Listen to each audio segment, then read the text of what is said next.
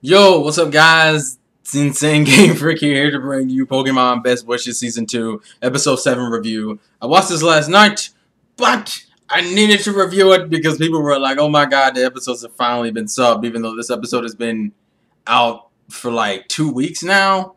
And I think the newest one comes out tomorrow. Now, I already know from spoilers because it's the Pokemon franchise, it's Pokemon anime, so it's really easy to spoil this shit. That the way this is going to go is that from this episode, Iris versus Ash.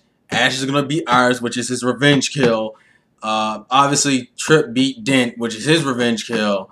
And then Ash versus Trip. Trip finally gets relabeled as a decent character, but he's totally Cheren at this point. Like, this episode almost cements the fact that he's Cheren. Like, it was cemented before, but, like, they really want to make it blatantly obvious. Because he's sitting there talking about, oh, it's about power, it's about power, it's about power. And, like, he's actually using a very famous technique. He's using the layer attack setup where he's essentially lowering the Pokemon's defenses and then attacking them out ridiculously. Which is pretty insane. And then what's probably going to happen is that I haven't seen, obviously the episode for that fight hasn't come out yet. Well, he's going to get Kurt, well, actually, I think it has, actually. I think the next episode is that. Trip probably got curb stomped by fucking Alder, and then that was it. Like, that's how I'm expecting this. Like, Trip wins it, and then he fights Alder, and Alder just curb stomps the shit out of him and makes him reevaluate himself. This is the biggest problem with Trip, is that he's so it's like you're based on a game character that we've already seen, and you're not that character, so your development just comes off as a half-assed fusion development. Like, it's like you're the spirit of Cheren, which just makes me say, why didn't you just show Cheren? Like, I don't know what is the anime's obsession with not showing certain rival characters. The only character that worked out for was Paul. Paul is the only character that worked out for. I can't think of any other side character that was anime exclusive that worked out. Paul is the only character that's worked with. Trip being a mixed copy of, like, he's literally a fusion of Paul and Cheren. And no. Like, it's just whatever. Honestly, one of my favorite things about this episode was more of the Carbonet and Langley commentating in the background. I thought that shit was hilarious. Because they kept going back and forth with each other every time, like, Dent and Iris were fighting. I do like the little nice moment with Cynthia and Iris with Dragonite. That was pretty cool. That it's not necessarily that Dragonite doesn't like Iris. It's more of Dragonite is just very distrusting of humans, and that's something that makes sense, even though I still would question, why the fuck did you want to go with Iris if you don't trust humans? And it's not like he hates Iris, he just doesn't want to listen to her half the time. I also like the fact that he has, like, that man's way of fighting. I think I said this in the last review. He's like the dragon type that doesn't want to back down, which, as a guy, you gotta love, because he's so cool. He's just like, I ain't gonna take this shit. Like, that's how he acts. It's just cool as fuck to me. In terms of the fight, it's like a whole bunch of filler fights, and then Iris versus Dawn, which is another Dragonite win instead of Iris win. I mean, he listens to her once and then just ignores her for the rest of the fight, and still manages to beast through that shit. Cause he was just beasting. It was like, what does he know? He knows Dragon Rush, Flamethrower, Ice Punch, and I think Thunder Punch or Thunderbolt. I'm not totally sure.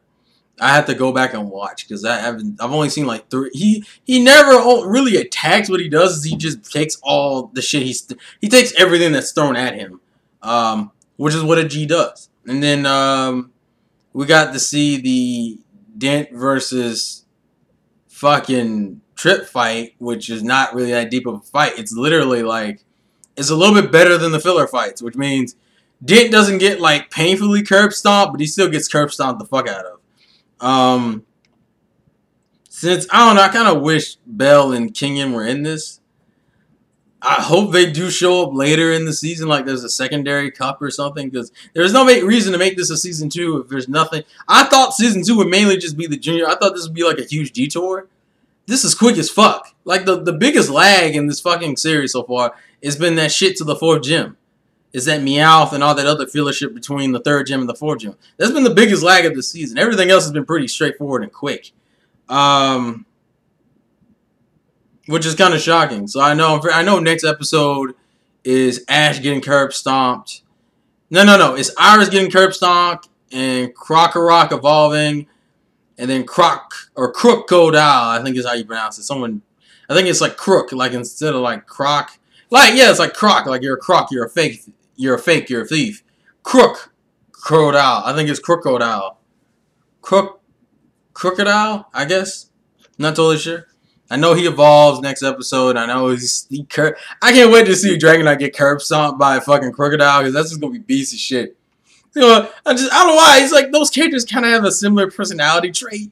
And when I know when that nigga walks into the shit, he's gonna walk into there and he's just gonna curb stomp the fuck out of him, because they both fight similarly with that whole we don't take no bullshit.